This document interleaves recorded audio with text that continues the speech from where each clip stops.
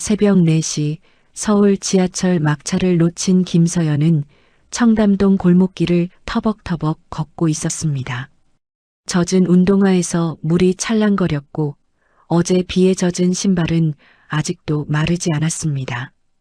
구두창은 이미 한쪽이 떨어져 나가 걸을 때마다 딱딱거렸지만 새 신발을 살 여유는 없었습니다. 29살 김서연, 청담동 고급 한정식당 청아원에서 일하는 주방 보조였습니다. 고시원 월세가 이번 달에도 밀렸습니다. 밀린 월세가 벌써 2달치였고 주인 아저씨가 어제 문을 두드리며 이번 주까지만 기다려준다고 말했습니다. 그 말이 귓가에 맴돌았습니다.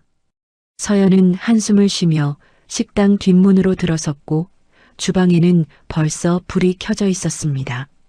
날카로운 목소리가 날아왔습니다. 주방장 강주희였습니다. 34세 프랑스 유학파 출신이라며 늘 코를 찡긋거리던 여자가 차갑게 말했습니다. 또 늦었네. 고아 출신이 성실하지도 않아. 가슴이 찢어지는 것 같았지만 서연은 아무 말도 하지 않았습니다. 어차피 대꾸해봤자 달라지는 건 없었으니까요. 서연은 고개를 푹 숙이고 앞치마를 두르며 싱크대 앞에 섰습니다.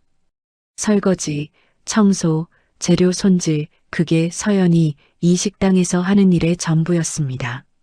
대학은커녕 고등학교도 겨우 졸업했고 고아원에서 자란 서연에게 선택지는 많지 않았습니다. 18배 고아원을 나와 식당에서 일했고 24살의 좋은 사람을 만나 결혼했습니다. 김민수라는 착하고 성실한 남편이었지만 6개월 전 교통사고로 갑작스럽게 세상을 떠났습니다. 장례식장에서 시어머니 박미선이 서연의 손을 뿌리치며 소리쳤습니다. 보험금은 내가 받을 거야. 고아 주제에 우리 아들 꼬셔서 결혼했으면서 뭘 더 바라? 썩 꺼져. 서연은 그렇게 쫓겨났습니다.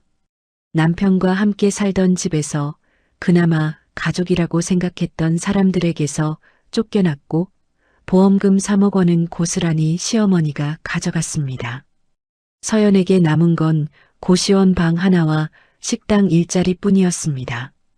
주방장의 고함 소리에 서연은 화들짝 놀랐고 손에 들고 있던 접시가 바닥에 떨어졌습니다. 쨍그랑하는 소리와 함께 하얀 접시가 산산조각 났습니다. 또 깼어? 이번 달 월급에서 공제할 거야. 서연은 떨리는 손으로 깨진 접시 조각을 주었고 날카로운 도자기 조각이 손가락을 베었습니다. 피가 났지만 아프다는 말조차 할 수 없었습니다. 점심시간이 지나고 오후 2시 잠깐의 휴식 시간에 서연은 화장실로 들어가 거울을 봤습니다. 헬쑥한 얼굴, 다크서클, 갈라진 입술이 보였습니다. 언제부터였을까요? 거울 보는 게 이렇게 싫어진 게 말입니다.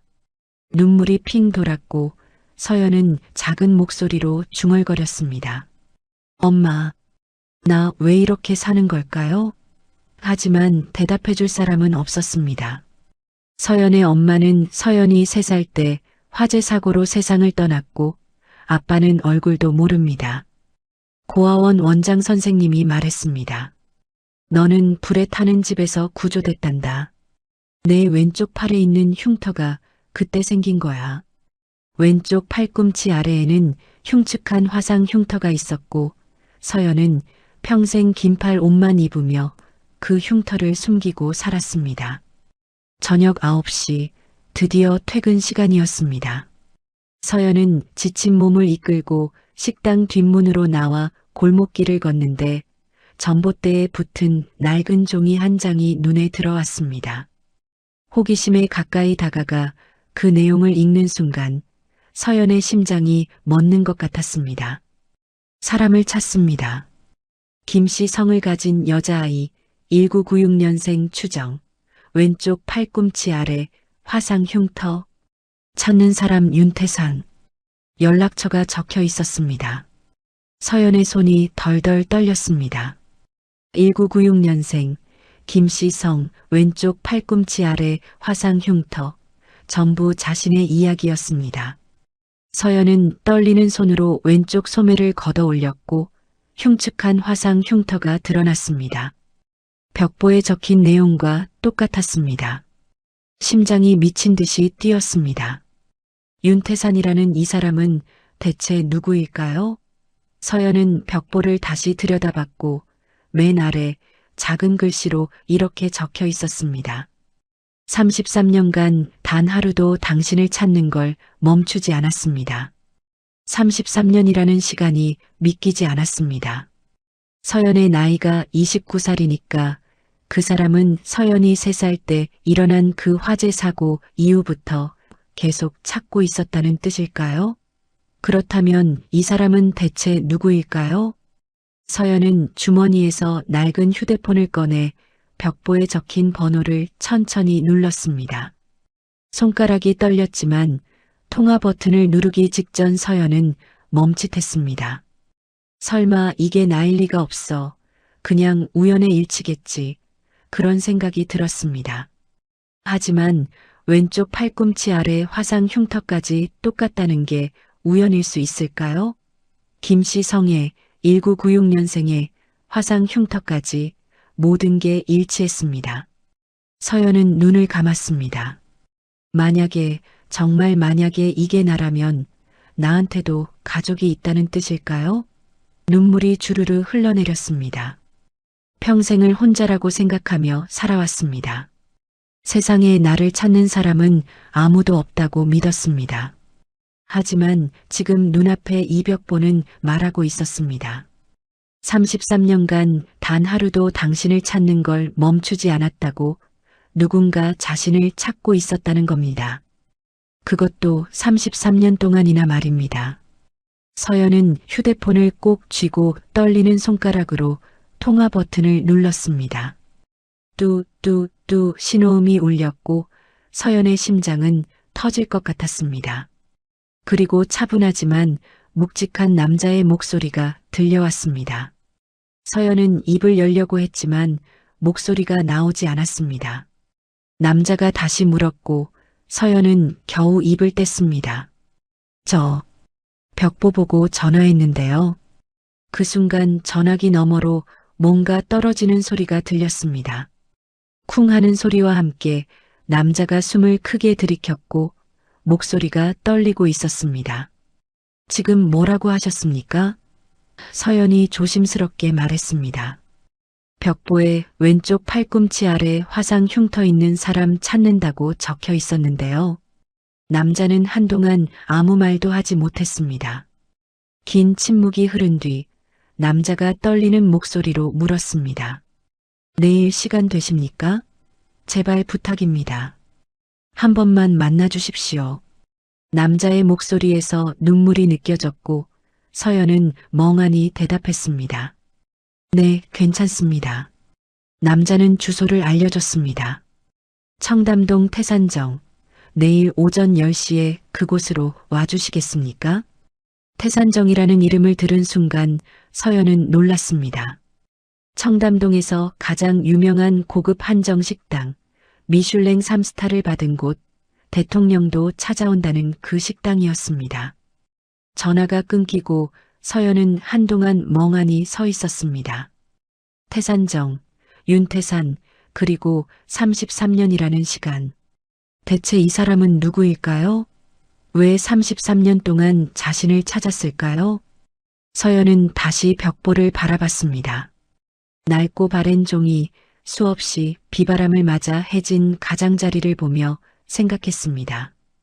이 벽보가 여기 붙은 지 얼마나 됐을까요? 어쩌면 몇 년, 아니 10년도 넘었을지 모릅니다. 그렇다면 이 사람은 서울 곳곳에 이런 벽보를 붙이고 다녔을까요? 33년 동안 말입니다. 서연의 가슴이 뭉클했습니다. 누군가 자신을 그렇게 오래 찾았다는 사실이 믿기지 않았습니다. 고아원에서 자랄 때 친구들은 부모님 면회를 왔지만 서연에게는 아무도 오지 않았습니다. 결혼할 때도 친구들은 친정 식구들과 함께 왔지만 서연의 자리는 텅 비어 있었고 남편 장례식 때도 시댁 식구들만 있었고 서연 편에는 아무도 없었습니다. 평생을 혼자였습니다. 그런데 지금 누군가 33년 동안 자신을 찾고 있었다니 믿을 수가 없었습니다.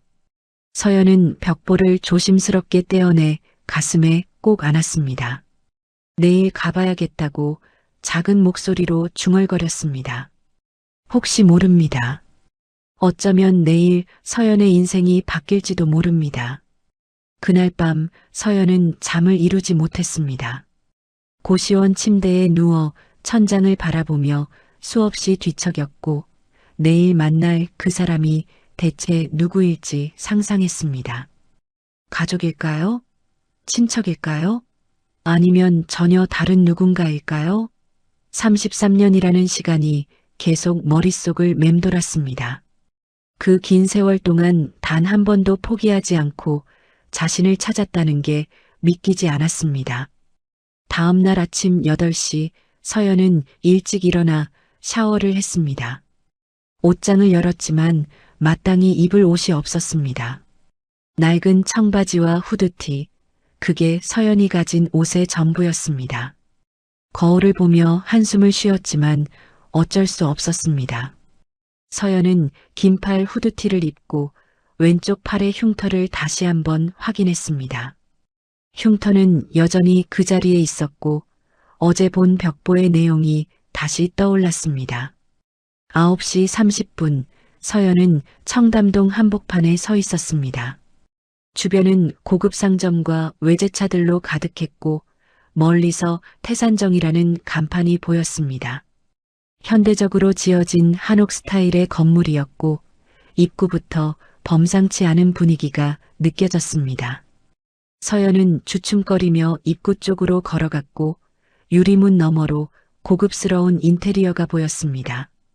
문을 열고 들어서자 직원이 다가왔습니다. 어서 오십시오. 예약하셨나요? 서연은 떨리는 목소리로 대답했습니다. 저 윤태산 사장님을 뵈러 왔는데요. 직원의 표정이 살짝 변했습니다. 성함이 어떻게 되시죠? 서연이 이름을 말하자 직원은 놀란 듯 눈을 크게 뜨더니 공손하게 말했습니다. 아, 네. 기다리고 계셨습니다. 이쪽으로 오시죠. 복도를 따라 걸으며 서연은 주변을 둘러봤습니다. 벽에는 유명인들과 찍은 사진들이 걸려 있었고 대통령, 재벌 회장, 유명 배우들의 사인이 빼곡했습니다. 이곳이 정말 평범한 식당이 아니라는 걸 실감했습니다. 직원이 멈춰선 곳은 2층 끝에 프라이빗 룸이었고 문을 열자 넓은 한옥 스타일의 방이 나타났습니다. 그리고 그곳에 한 남자가 서 있었습니다.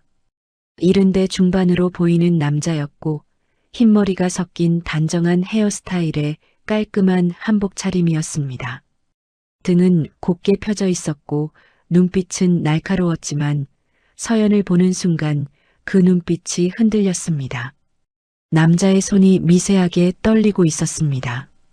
서연과 남자는 한동안 말없이 서로를 바라봤습니다. 침묵이 흘렀고 남자가 먼저 입을 열었습니다. 앉으시죠. 목소리는 차분했지만 어딘가 떨리고 있었습니다. 서연은 조심스럽게 자리에 앉았고 남자도 맞은편에 앉았습니다. 남자는 서연을 물끄러미 바라보다가 조심스럽게 물었습니다. 왼쪽 팔을 보여주실 수 있을까요? 서연은 긴장한 채로 왼쪽 소매를 걷어 올렸습니다. 팔꿈치 아래에 화상 흉터가 드러났고 남자는 그 흉터를 보는 순간 눈을 감았습니다. 입술이 파르르 떨렸고 눈가에 눈물이 맺혔습니다. 한참을 그렇게 있다가 남자가 눈을 뜨며 말했습니다. 정말 당신이었군요. 서연은 혼란스러웠습니다. 이 사람은 대체 누구일까요? 왜 자신의 흉터를 보고 우는 걸까요? 서연이 조심스럽게 물었습니다. 저기, 실례지만 저를 어떻게 아시는 건가요? 남자는 잠시 망설이다가 천천히 입을 열었습니다. 혈육 관계인지 확인하고 싶습니다. DNA 검사를 해주실 수 있겠습니까? 혈육이라는 단어에 서연의 심장이 쿵 내려앉았습니다. 혈육이라니, 그렇다면 이 사람이 자신의 가족이라는 뜻일까요? 서연은 떨리는 목소리로 물었습니다. 혈육이라니요? 그게 무슨... 남자가 조용히 말했습니다. 저는 윤태산입니다. 그리고 당신이 제 손녀가 맞다면... 목소리가 끊겼습니다. 손녀라는 말에 서연의 머릿속이 하얘졌습니다. 손녀? 그렇다면 이 사람이 자신의 할아버지라는 건가요? 서연은 믿을 수가 없었습니다. 평생을 고아로 살았는데 갑자기 할아버지가 나타났다는 게 현실처럼 느껴지지 않았습니다. 서연이 멍하니 앉아있자 윤태산이 말을 이었습니다. 1991년 화재 사고를 기억하십니까? 아니, 당신은 너무 어렸으니 기억하지 못하겠죠. 윤태산은 천천히 이야기를 풀어놓기 시작했습니다. 1991년 가을, 서울 종로구의 한 전통 한정식집에서 화재가 발생했다고 말했습니다.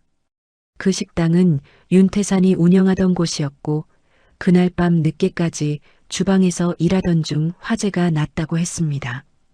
불은 순식간에 번졌고 2층에서 자고 있던 딸과 손녀를 구하러 올라갔다고 했습니다. 딸은 겨우 구했지만 손녀는 찾을 수 없었다고 했습니다.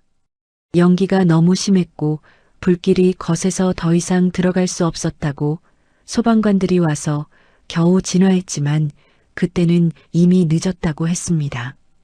2층은 완전히 불타버렸고 손녀의 시신은 발견되지 않았다고 했습니다.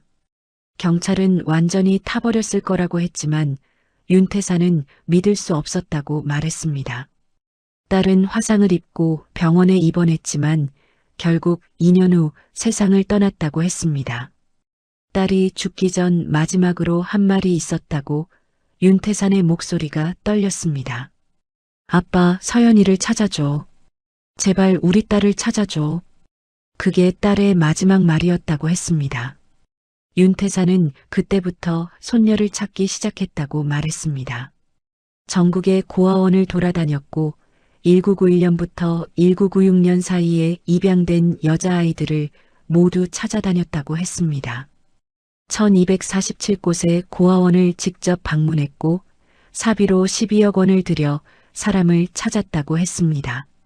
하지만 찾을 수 없었다고 33년 동안 단 한 번도 포기하지 않았지만 찾을 수 없었다고 말했습니다. 서연은 그 이야기를 들으며 눈물이 났습니다. 자신을 찾아 헤맨 그 긴 세월이 느껴졌고 33년이라는 시간의 무게가 가슴을 짓눌렀습니다. 서연이 떨리는 목소리로 물었습니다. 그런데 어떻게 저를? 윤태산이 대답했습니다. 당신 엄마가 남긴 기록이 있었습니다. 딸의 왼쪽 팔에 화상 흉터가 있다고 뜨거운 냄비에 데웠다고 말입니다. 서연은 자신의 왼쪽 팔을 내려다봤습니다. 그렇다면 이 흉터는 화재 사고 이전부터 있었던 거였나요? 고아원 선생님은 화재 때 생긴 흉터라고 했는데 사실은 그 전부터 있었던 흉터였던 겁니다. 윤태산이 계속 말했습니다.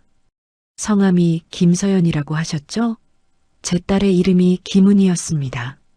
결혼 전 성이 김씨였고 딸아이 이름을 서연이라고 지었다고 했습니다. 모든 퍼즐이 맞춰지기 시작했습니다. 김씨 성, 1996년생, 왼쪽 팔의 화상 흉터, 서연이라는 이름까지 전부 일치했습니다. 서연은 떨리는 손으로 입을 가렸고 눈물이 주르르 흘러내렸습니다. 윤태산이 조용히 말했습니다. DNA 검사를 하면 확실히 알 수 있습니다. 일주일이면 결과가 나옵니다. 그때까지 기다려 주시겠습니까? 서연은 고개를 끄덕였습니다. 말이 나오지 않았습니다. 윤태산은 자리에서 일어나 서연에게 다가왔고 조심스럽게 서연의 손을 잡았습니다. 거친 손이었지만 따뜻했고 그 손에서 33년의 세월이 느껴졌습니다. 윤태산이 떨리는 목소리로 말했습니다. 정말 당신이라면 좋겠습니다. 일주일이 지났습니다. 그 일주일 동안 서연은 제대로 잠을 잘 수 없었고 식당에서 일하면서도 계속 생각에 잠겼습니다. 주방장 강주인은 여전히 서연을 무시했고 동료들도 여전히 냉랭했지만 서연은 신경 쓰지 않았습니다. 머릿속은 온통 DNA 검사 결과로 가득했습니다. 그리고 드디어 일주일 후 윤태산에게서 전화가 왔습니다. 결과가 나왔습니다. 내일 다시 만날 수 있을까요? 서연은 떨리는 목소리로 대답했습니다. 네, 그러겠습니다. 다음 날 오전 서연은 다시 태산정을 찾았고 같은 방에서 윤태산을 만났습니다. 윤태산은 서연을 보자마자 눈물을 흘렸습니다. 그리고 떨리는 손으로 검사 결과지를 내밀었습니다. 서연은 그 종이를 받아들었고 거기에는 이렇게 적혀 있었습니다. 혈연관계 확률 99.99%, 친손녀 관계가 확실합니다. 서연의 손에서 종이가 떨어졌습니다. 정말이었습니다. 자신에게 가족이 있었던 겁니다. 33년 동안 자신을 찾아 헤맨 할아버지가 있었던 겁니다. 윤태산이 다가와 서연을 꼭 안았고 떨리는 목소리로 말했습니다. 서연아, 우리 서연이 드디어 찾았구나. 서연은 할아버지의 품에 안겨 평생 참았던 눈물을 쏟아냈습니다. 고아원에서 결혼 생활에서 남편을 잃고 혼자가 됐을 때 그 모든 순간 참았던 눈물이 한꺼번에 터져 나왔습니다. 윤태산도 함께 울었고 두 사람은 한참을 그렇게 서로를 안고 있었습니다. 얼마나 시간이 지났을까요? 윤태산이 조심스럽게 서연을 떼어놓으며 말했습니다.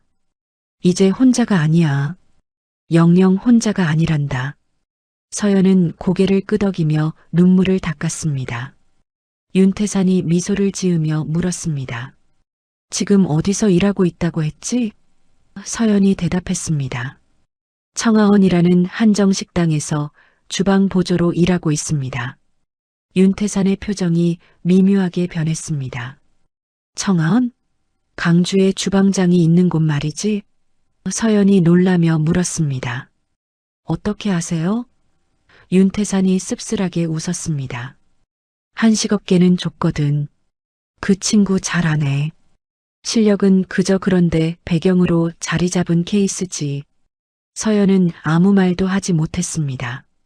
윤태산이 진지하게 물었습니다. 거기서 어떤 대우를 받고 있니? 서연은 망설이다가 솔직하게 대답했습니다. 그냥 설거지하고 청소하고 그런 일 합니다. 윤태산의 눈빛이 날카로워졌습니다. 괴롭힘을 당하고 있구나? 서연이 고개를 저었습니다. 아니에요, 괜찮아요. 하지만 윤태산은 알고 있었습니다. 손녀가 어떤 대우를 받고 있는지, 고아 출신이라는 이유로 얼마나 무시당하고 있는지 말입니다. 윤태산은 주먹을 꽉 쥐었다가 다시 펴며 말했습니다. 내일부터 여기서 일하는 게 어떨까? 태산정에서 말이야. 서연이 놀라며 고개를 들었습니다. 네. 하지만 저는 윤태산이 부드럽게 말했습니다. 아무것도 못한다고 생각하지? 하지만 넌 내 손녀야. 내 피가 흐르고 있어. 한번 해보자. 응? 서연은 망설였습니다. 자신 같은 사람이 미슐랭 3스타 식당에서 일할 수 있을까요? 하지만 할아버지의 눈빛을 보니 거절할 수가 없었습니다.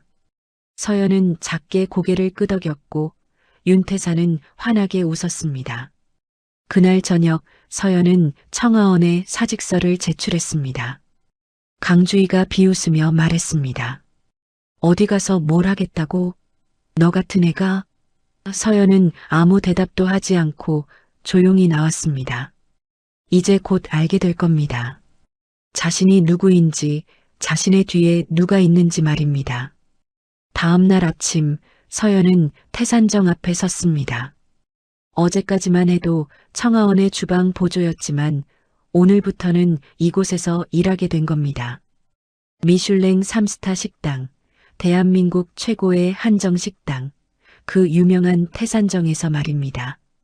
긴장된 마음으로 문을 열고 들어서자 직원들이 공손하게 인사했습니다.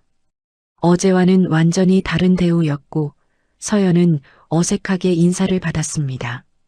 윤태산이 주방에서 나왔습니다. 깔끔한 흰색 주방복 차림이었고 그 모습만으로도 범상치 않은 아우라가 느껴졌습니다. 왔구나. 이리 오너라. 서연은 할아버지를 따라 주방으로 들어갔고 넓고 깨끗한 주방이 눈에 들어왔습니다. 최신 시설과 정리정돈된 재료들, 청아원과는 비교할 수 없을 정도로 고급스러운 공간이었습니다. 주방에는 이미 여러 명의 요리사들이 일하고 있었습니다. 윤태산이 손뼉을 쳤고 모두가 일손을 멈추고 모여들었습니다. 오늘부터 우리 주방에 새 식구가 들어온다. 내 손녀 김서연이다. 그 말에 주방이 술렁였습니다. 손녀라는 말에 모두가 놀란 표정을 지었고 서로 눈빛을 주고받았습니다. 한 남자가 앞으로 나왔습니다. 30대 후반으로 보이는 남자였고 단정한 인상에 차분한 눈빛을 가진 사람이었습니다. 윤태산이 소개했습니다. 우리 수석 셰프 이정우야. 10년 동안 나와 함께 일했지. 이정우가 서연을 바라보며 작게 고개를 숙였습니다. 반갑습니다. 잘 부탁드립니다. 그의 눈빛에는 묘한 감정이 담겨 있었습니다. 윤태산이 서연에게 주방복을 건넸습니다. 오늘은 그냥 지켜보기만 해. 우리가 어떻게 일하는지 보면서 천천히 배우면 돼. 서연은 고개를 끄덕이고 주방복으로 갈아입었습니다. 깨끗하고 빳빳한 주방복이었고 청아원에서 입던 낡은 앞치마와는 차원이 달랐습니다. 주방에서 하루가 시작됐습니다. 서연은 한쪽 구석에 서서 요리사들의 움직임을 지켜봤습니다. 모두가 정확하고 빠르게 움직였고 불필요한 동작은 하나도 없었습니다. 재료를 다루는 손놀림, 칼질하는 소리, 불 조절하는 타이밍까지 모든 게 완벽했습니다. 이정우는 특히 눈에 띄었습니다. 그의 손은 마치 춤추듯 움직였고 요리는 예술작품처럼 완성됐습니다. 점심 영업이 시작됐고 주방은 순식간에 전쟁터가 됐습니다. 주문이 쏟아져 들어왔고 요리사들은 침착하게 각자의 자리에서 요리를 만들어냈습니다. 윤태산은 중앙에 서서 모든 걸 지휘했고 그의 한마디 한마디가 주방 전체를 움직였습니다. 불 약하게, 간 더 봐, 플레이팅 다시. 명령은 짧고 정확했습니다. 서연은 그 모습을 보며 압도당했습니다. 이게 진짜 요리였고 이게 진짜 주방이었습니다. 청아원에서 본 것과는 차원이 달랐습니다. 강주희가 만들던 요리와 여기서 만들어지는 요리는 비교할 수 없었습니다.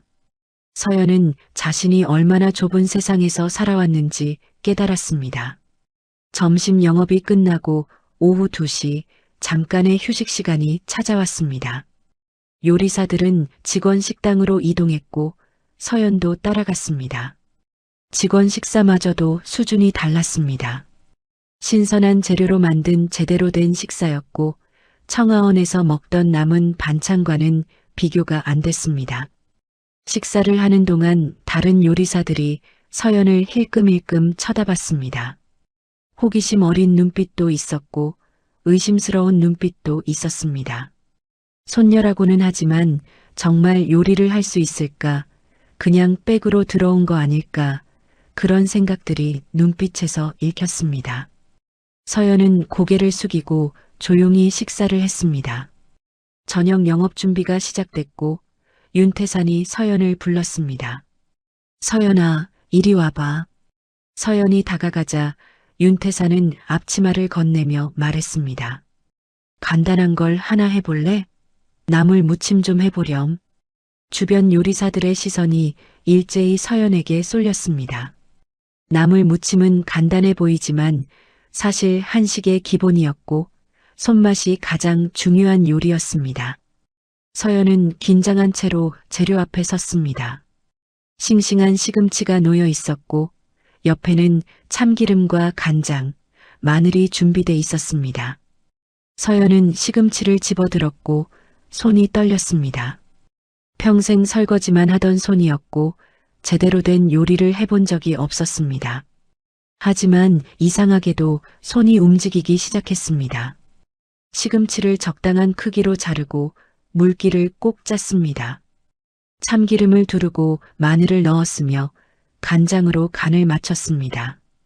손이 저절로 움직이는 것 같았고 머릿속에서 누군가의 목소리가 들리는 것 같았습니다. 이렇게 하는 거야. 물기를 잘 짜야 해. 참기름은 마지막에 넣는 거야. 그런 목소리들이 들렸습니다. 서연은 무아지경으로 나물 무침을 완성했습니다. 접시에 담아 윤태산 앞에 내놓았고 윤태산은 그것을 물끄러미 바라봤습니다. 한참을 그렇게 보다가 젓가락을 들어 한 입 먹었습니다. 그리고 윤태산의 손이 멈췄습니다. 눈을 감았고 입술이 떨렸습니다. 주방이 조용해졌습니다. 모두가 숨을 죽이고 윤태산의 반응을 지켜봤습니다. 윤태산은 눈을 뜨더니 서연을 바라봤고 눈가에 눈물이 맺혔습니다. 떨리는 목소리로 말했습니다. 이건 내 엄마가 하던 방식이야. 서연이 놀라 물었습니다. 네, 무슨 말씀이세요? 윤태산이 설명했습니다. 참기름을 넣는 타이밍, 물기를 짜는 방법, 마늘을 다지는 크기까지 내 엄마 은희가 하던 방식과 똑같아. 서연은 믿을 수 없었습니다. 자신은 그냥 본능적으로 손을 움직였을 뿐인데 그게 엄마의 방식이었다니 말입니다. 윤태산이 계속 말했습니다. 피는 못 속이는구나. 은희도 어릴 때부터 요리에 천재적인 재능이 있었어.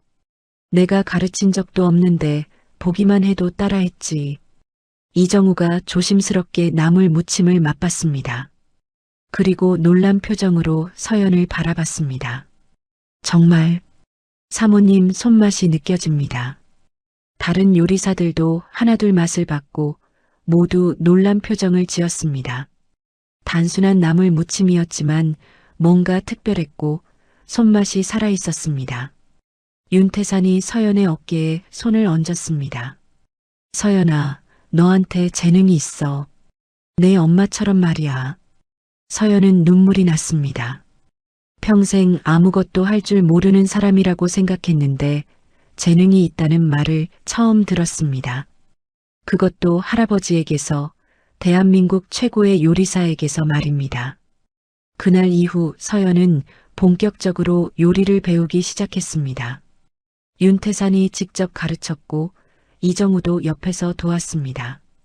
칼질부터 시작해서 재료 손질, 불 조절, 간 맞추기까지 하나하나 배워나갔습니다.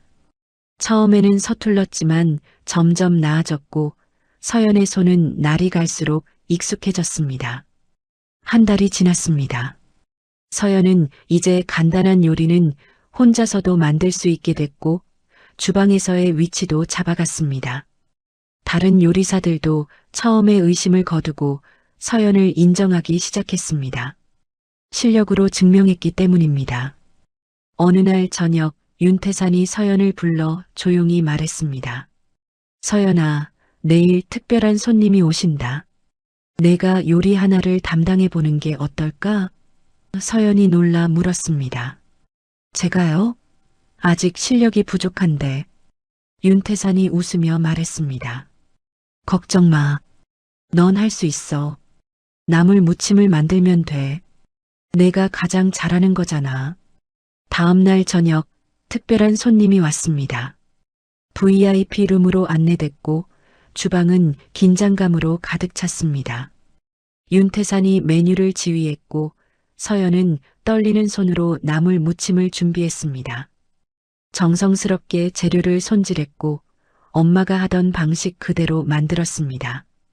완성된 나물 무침은 접시에 담겨 다른 요리들과 함께 나갔습니다. 얼마 후 홀 직원이 주방으로 달려왔습니다. 손님께서 요리사를 만나고 싶다고 하십니다. 윤태산이 서연을 보며 말했습니다. 가보렴. 내 요리를 낸 거니까. 서연은 긴장한 채로 VIP 룸으로 향했습니다. 문을 열고 들어서는 순간 서연은 얼어붙었습니다. 그곳에는 강주희가 앉아 있었습니다. 청아원의 주방장, 서연을 그토록 무시하던 바로 그 여자가 말입니다. 강주희도 서연을 보고 깜짝 놀랐습니다. 김서연? 내가 왜 여기? 서연은 침착하게 대답했습니다. 안녕하세요, 주방장님. 저는 이제 태산정에서 일합니다. 강주희의 얼굴이 하얗게 질렸습니다. 태산정에서 일한다니, 그것도 요리를 만들었다니 믿을 수 없다는 표정이었습니다. 강주희가 떨리는 목소리로 물었습니다. 이 나물 무침, 내가 만들었어? 서연이 고개를 끄덕이자 강주희는 할 말을 잃었습니다. 바로 그때 윤태산이 방으로 들어왔습니다. 강 주방장, 오랜만이군. 강주희가 황급히 일어나 인사했습니다. 회장님, 오랜만입니다. 윤태산이 서연의 어깨에 손을 얹으며 말했습니다. 이 아이 하나? 내 손녀야. 앞으로 잘 봐주게. 손녀라는 말에 강주희는 완전히 얼어붙었습니다. 자신이 그토록 무시하던 주방 보조가 윤태산의 손녀였다니, 한식업계 최고의 거장의 손녀였다니 믿을 수 없었습니다. 강주희의 입술이 파르르 떨렸고 얼굴에서 핏기가 싹 가셨습니다. 서연은 담담하게 강주희를 바라봤습니다. 복수하고 싶은 마음은 없었습니다. 그저 이제는 자신이 더 이상 무시당할 사람이 아니라는 걸 보여주고 싶었을 뿐입니다. 윤태산이 미소를 지으며 말했습니다. 식사 맛있게 하시게. 서연이가 정성껏 만들었으니까. 강주희는 고개를 푹 숙인 채 대답했습니다. 감사합니다. 그날 밤 서연은 집으로 돌아가는 길에 하늘을 올려다봤습니다. 별이 빛나고 있었고 차가운 바람이 불었습니다. 불과 2달 전만 해도 고시원에서 쫓겨날 위기였고 설거지하며 무시당하던 사람이었습니다. 하지만 지금은 달랐습니다. 가족이 생겼고 재능을 발견했으며 새로운 삶이 시작됐습니다. 서연은 작게 미소 지었습니다. 앞으로 어떤 일이 펼쳐질지 알 수 없었지만 이제는 혼자가 아니었습니다. 할아버지가 있었고 자신을 믿어주는 사람들이 있었습니다. 그것만으로도 충분했습니다. 서연이 태산정에서 일한 지 석 달이 지났습니다. 봄이 가고 여름이 왔으며 서연의 실력은 눈에 띄게 늘어났습니다. 이제는 단순한 나물 무침을 넘어 복잡한 요리도 만들 수 있게 됐고 손님들의 반응도 좋았습니다. 윤태산은 손녀의 성장을 지켜보며 흐뭇해했고 이정우는 옆에서 묵묵히 서연을 도왔습니다. 고시원에서 나온 서연은 이제 할아버지가 마련해준 아파트에서 살고 있었습니다. 크지는 않지만 깨끗하고 따뜻한 집이었고 평생 이런 곳에서 살아본 적 없던 서연에게는 꿈만 같은 공간이었습니다. 매일 아침 눈을 뜰 때마다 이게 현실인지 꿈인지 헷갈렸고 거울을 볼 때마다 달라진 자신의 모습에 놀랐습니다. 얼굴에는 생기가 돌았고 눈빛에는 자신감이 생겼습니다. 어느 토요일 오후 서연이 집에서 쉬고 있을 때 낯선 번호로 전화가 걸려왔습니다. 받아보니 박미선의 목소리가 들렸습니다. 서연의 전 시어머니, 남편의 보험금을 가로채고 서연을 내쫓았던 바로 그 여자였습니다. 서연아, 나야. 그동안 잘 지냈니? 목소리는 다정했지만 서연은 온몸에 소름이 돋았습니다. 서연이 차갑게 대답했습니다. 무슨 일이세요? 박미선이 어색하게 웃으며 말했습니다. 그게 요즘 소문 들었어. 내가 대단한 집안 손녀라면서 윤태산 회장님 손녀라고. 서연은 아무 말도 하지 않았습니다. 박미선이 계속 말했습니다. 우리 다시 한번 얘기 좀 할 수 없을까?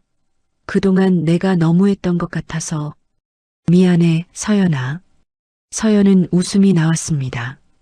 6개월 전 장례식장에서 자신을 내쫓을 때는 그렇게 악독하더니 지금 와서 미안하다니 말입니다. 어머니, 저한테 무슨 용건이세요?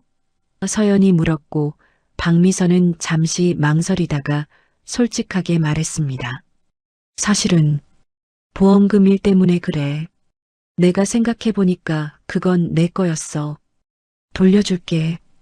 보험금을 돌려주겠다는 말에 서연은 잠시 멈칫했습니다. 3억 원이라는 돈은 적지 않은 금액이었고 평생 그런 돈을 만져본 적 없던 서연에게는 큰 돈이었습니다. 하지만 서연은 알고 있었습니다. 박미선이 왜 갑자기 돈을 돌려주겠다고 하는지, 그 속셈이 무엇인지 말입니다. 서연이 조용히 말했습니다. 필요 없어요. 그냥 어머니가 가지세요. 박미선이 놀라며 물었습니다. 뭐, 진짜로? 서연이 단호하게 대답했습니다. 네. 저는 이제 그런 거 필요 없어요. 다시는 연락하지 마세요. 전화를 끊으려는 순간 박미선이 다급하게 말했습니다. 잠깐, 서연아, 우리 민수 생각해서라도. 남편 이름이 나오자 서연의 손이 멈췄습니다. 박미선이 계속 말했습니다. 민수가 살아있었으면 너랑 행복하게 살았을 텐데. 그 애가 얼마나 너를 사랑했는데. 제발 한 번만 만나주면 안 될까? 서연은 눈을 감았습니다. 민수의 얼굴이 떠올랐고 남편의 따뜻한 미소가 생각났습니다. 김민수는 정말 좋은 사람이었고 서연을 진심으로 사랑했던 남편이었습니다. 서연은 한숨을 쉬며 대답했습니다. 알겠어요. 한 번만 만나줘. 그게 마지막입니다. 박미선이 기뻐하며 말했습니다. 고마워, 서연아. 내일 오후에 우리 집 근처 카페에서 볼까? 서연은 짧게 대답하고 전화를 끊었습니다.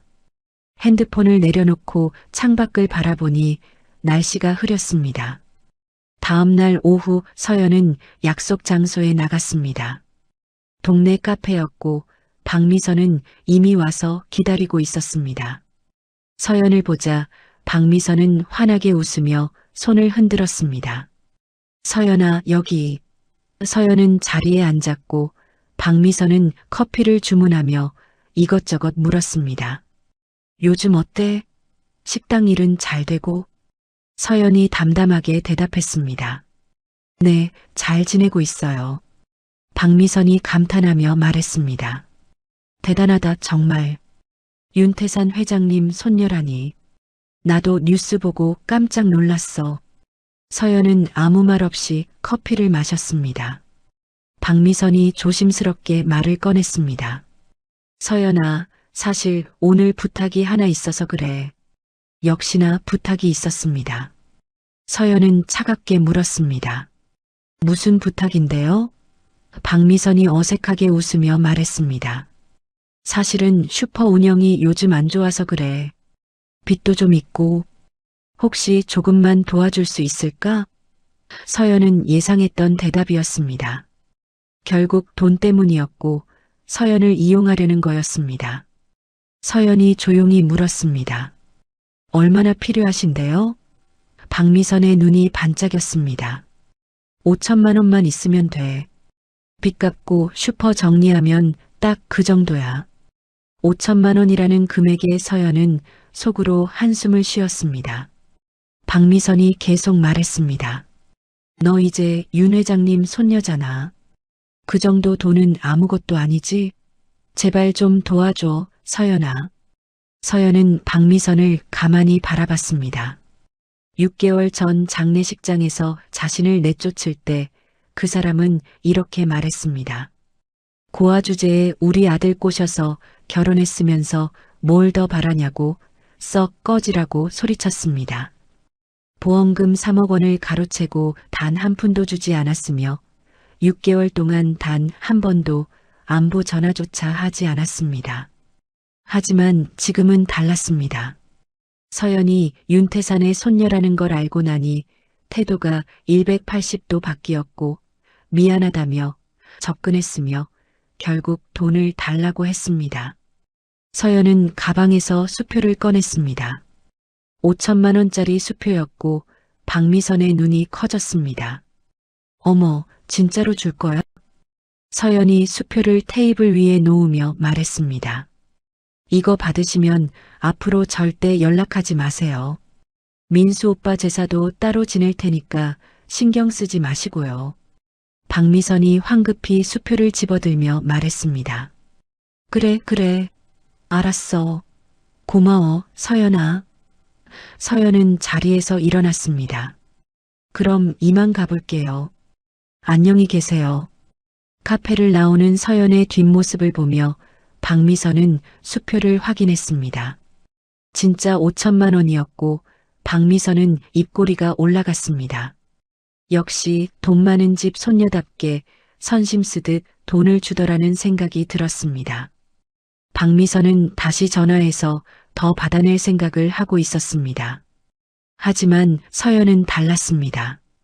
카페를 나와 걸으면서 서연은 후련했습니다. 5천만 원이라는 돈이 아깝지 않았고 그 돈으로 박미선과의 관계를 완전히 끊을 수 있다면 싼 거였습니다. 할아버지한테 물려받을 재산에 비하면 아무것도 아니었고 무엇보다 이제 과거와 완전히 작별할 수 있었습니다. 그날 저녁 태산정에 돌아온 서연은 윤태산에게 그 일을 말했습니다. 윤태산은 조용히 듣고 있다가 물었습니다. 후회는 안 하니? 서연이 고개를 저었습니다. 아니요. 이제 정말 끝난 것 같아서 오히려 좋아요. 윤태산이 손녀의 머리를 쓰다듬으며 말했습니다. 넌 참 착한 아이구나. 내 엄마도 그랬어. 남을 미워할 줄 몰랐지. 서연은 할아버지의 품에 안겼습니다. 따뜻한 온기가 느껴졌고 이제는 정말 혼자가 아니라는 게 실감났습니다. 윤태산이 조심스럽게 말했습니다. 서연아, 너한테 보여줄 게 하나 있어. 따라오렴. 서연은 할아버지를 따라 2층으로 올라갔고 한방 앞에 멈춰 섰습니다. 윤태산이 문을 열자 작은 방이 나타났습니다. 방 안에는 사진들이 가득했고 액자 속에는 젊은 여자의 모습이 담겨 있었습니다. 서연과 닮은 얼굴이었고 환하게 웃고 있는 모습이었습니다. 윤태산이 조용히 말했습니다. 내 엄마야. 은희. 서연은 사진 속 엄마를 바라보며 눈물이 났습니다. 윤태산이 사진을 쓰다듬으며 말했습니다. 이 아이가 너만큼 됐을 때 요리를 참 좋아했어. 내가 주방에서 일하면 옆에서 지켜보다가 따라하곤 했지. 서연이 물었습니다. 엄마는 어떤 사람이었어요? 윤태산이 미소 지으며 대답했습니다. 착했어. 너처럼 말이야. 남 미워할 줄 몰랐고 늘 웃고 있었지. 서연은 엄마의 사진을 오래 바라봤습니다. 자신과 닮은 눈, 코, 인매가 보였고 처음으로 엄마를 제대로 만난 것 같았습니다. 윤태산이 말했습니다. 은희가 내 나이쯤 됐을 때 이렇게 말했어. 아빠, 나중에 내가 최고의 요리사가 될 거야. 그래서 아빠 식당을 물려받을 거야. 서연이 물었습니다. 그런데 왜? 윤태산이 한숨을 쉬었습니다. 결혼을 했거든. 내 아빠를 만났어. 사랑했나 봐. 내가 반대했지만 결국 결혼했고 너를 낳았지. 서연이 조심스럽게 물었습니다. 아빠는 어떤 사람이었어요? 윤태산의 표정이 어두워졌습니다. 좋은 사람은 아니었어. 도박을 했고 빚이 많았지. 은희한테 손찌검도 했어. 서연은 충격을 받았습니다. 엄마가 그런 사람과 결혼했다니, 그런 고통을 받았다니 믿기지 않았습니다. 윤태산이 계속 말했습니다. 화재가 난 날 내 아빠가 빚쟁이들한테 쫓기고 있었어. 그 사람들이 식당에 불을 질렀다는 소문도 있었지. 하지만 증거가 없었어. 서연의 온몸에 소름이 돋았습니다. 윤태산이 서연을 안으며 말했습니다. 그래서 내가 널 찾으려고 했던 거야. 내 아빠 때문에 은희가 죽고 너마저 잃었다고 생각하니 견딜 수가 없었어. 33년 동안 단 하루도 널 잊은 적이 없었어. 서연은 할아버지의 품에서 울었습니다. 그 긴 세월 동안 할아버지가 겪었을 고통이 느껴졌고 자신을 찾기 위해 쏟아부은 노력이 가슴을 쳤습니다. 한참을 그렇게 있다가 윤태산이 서연을 떼어놓으며 말했습니다. 이제 너한테 부탁이 하나 있어. 서연이 눈물을 닦으며 물었습니다. 무슨 부탁이세요? 윤태산이 진지하게 말했습니다. 태산정을 물려받아줬으면 좋겠어. 내 엄마가 못 이룬 꿈을 내가 이뤄줬으면 해. 서연은 놀라 할아버지를 바라봤습니다. 태산정을 물려받다니, 대한민국 최고의 한정식당을 자신이 이어받다니 상상도 못한 일이었습니다. 윤태산이 손녀의 손을 잡으며 말했습니다. 넌 할 수 있어. 내 안에 은희의 피가 흐르고 있고 내 피도 흐르고 있어. 시간이 걸리겠지만 천천히 배워나가면 돼. 서연은 할아버지의 눈을 보며 고개를 끄덕였습니다. 두렵기도 했지만 동시에 설레기도 했고 처음으로 인생의 목표가 생긴 것 같았습니다. 윤태산이 미소 지으며 말했습니다. 그럼 오늘부터 제대로 가르쳐 줄게. 각오해라. 서연도 웃으며 대답했습니다. 네, 할아버지. 그날 밤 서연은 엄마의 사진을 하나 받아 자기 방에 걸어뒀습니다. 사진 속 엄마는 여전히 환하게 웃고 있었고 서연은 그 앞에서 다짐했습니다. 엄마가 이루지 못한 꿈을 자신이 이루겠다고 태산정을 세계 최고의 한정식당으로 만들겠다고 말입니다. 그날 이후 서연의 삶은 완전히 달라졌습니다. 윤태산은 손녀를 후계자로 키우기 위해 본격적인 교육을 시작했고 서연은 하루하루가 전쟁 같았습니다. 새벽 4시에 일어나 시장에 가서 재료를 직접 고르는 법을 배웠고 오전에는 기본 칼질과 손질을 반복 연습했으며 오후에는 실전 요리를 익혔습니다. 저녁 영업이 끝나면 윤태산은 서연을 따로 불러 한식의 역사와 철학을 가르쳤습니다. 한 달이 지나자 서연의 손에는 굳은 살이 박였습니다. 칼질을 하다 베인 상처도 여러 개 생겼고 서 있는 시간이 길어 다리는 항상 아팠습니다. 하지만 서연은 포기하지 않았습니다. 엄마의 사진을 볼 때마다 힘이 났고 할아버지의 기대를 저버리고 싶지 않았습니다. 무엇보다 처음으로 자신에게 목표가 생겼다는 게 기뻤습니다.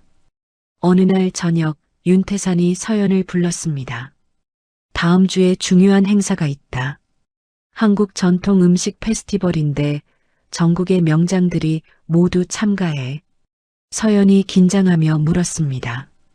저도 가나요? 윤태산이 고개를 끄덕였습니다. 당연하지. 넌 내 조수로 참가할 거야. 그곳에서 내 실력을 보여줘야 해. 일주일 동안 서연은 페스티벌 준비에 매달렸습니다. 윤태산이 선보일 메뉴는 궁중 한정식이었고 서연은 그중 나물 요리와 김치 담당을 맡았습니다. 수없이 연습했고 윤태산은 조금이라도 마음에 들지 않으면 다시 하라고 했습니다. 간이 약해. 다시. 손질이 엉성해. 다시. 플레이팅이 마음에 안 들어. 다시. 엄격한 가르침이었지만 서연은 악물고 따라갔습니다. 드디어 페스티벌 날이 왔습니다. 서울 코엑스 대형홀에는 전국의 유명 셰프들과 요리사들이 모였고 언론과 방송국 카메라도 즐비했습니다. 서연은 처음 보는 대규모 행사에 압도당했지만 윤태산이 어깨를 두드려줬습니다. 긴장하지 마. 평소처럼 하면 돼. 서연은 깊게 숨을 들이쉬고 준비를 시작했습니다. 부스마다 화려한 요리들이 만들어지고 있었습니다. 프랑스 요리, 이탈리아 요리, 일본 요리, 중국 요리, 그리고 한식까지 다양한 음식들이 선보였습니다. 태산정 부스에는 사람들이 몰려들었고 윤태산의 명성 때문인지 카메라들도 집중됐습니다. 서연은 떨리는 손으로 나물을 손질했고 김치를 정성스럽게 담았습니다. 행사가 한창일 때 낯익은 얼굴이 태산정 부스 앞에 나타났습니다. 강주희였습니다. 청아원 주방장이던 그 여자가 다른 팀의 조수로 참가한 겁니다. 강주희는 서연을 보자 표정이 굳었고 서연도 그녀를 발견했습니다. 두 사람의 시선이 공중에서 마주쳤지만 서연은 먼저 고개를 돌렸습니다. 더 이상 신경 쓸 가치가 없는 사람이었으니까요.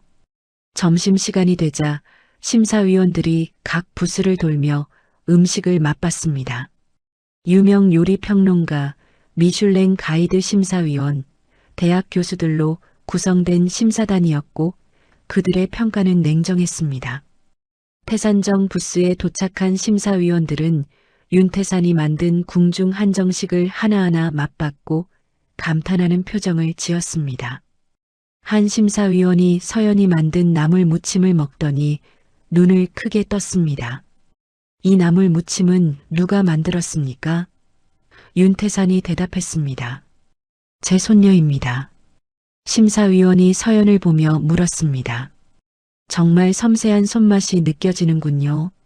어디서 배우셨습니까? 서연이 떨리는 목소리로 대답했습니다. 할아버지한테 배웠습니다. 심사위원이 고개를 끄덕이며 점수를 매겼습니다. 다른 심사위원들도 높은 점수를 줬고 태산정 부스는 좋은 평가를 받았습니다. 하지만 경쟁은 치열했습니다. 다른 부스들도 수준 높은 요리를 선보였고 특히 일본 요리 부스와 프랑스 요리 부스는 화려한 플레이팅으로 시선을 사로잡았습니다. 오후가 되자 특별 이벤트가 열렸습니다.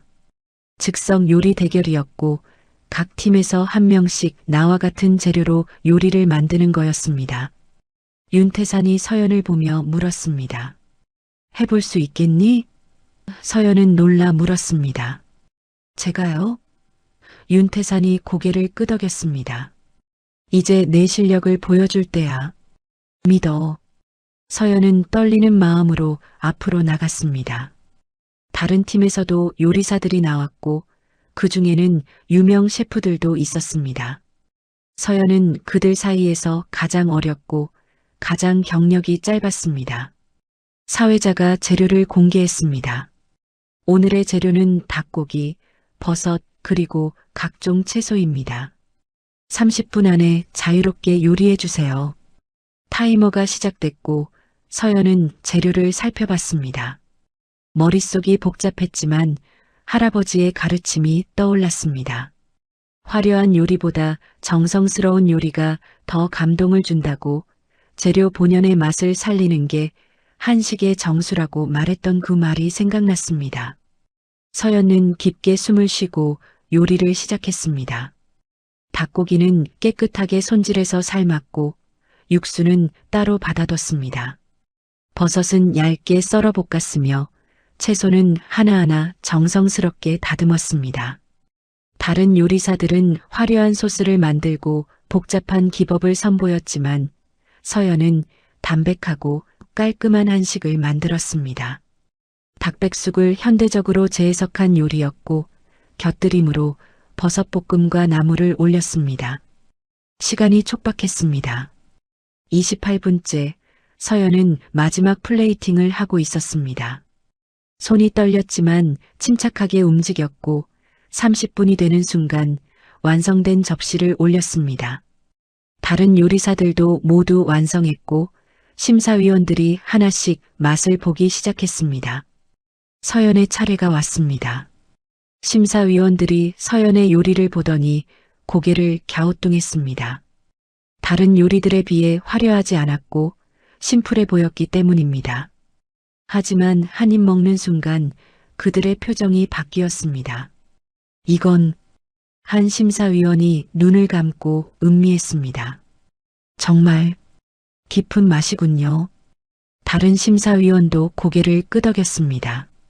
화려하지는 않지만 정성이 느껴집니다.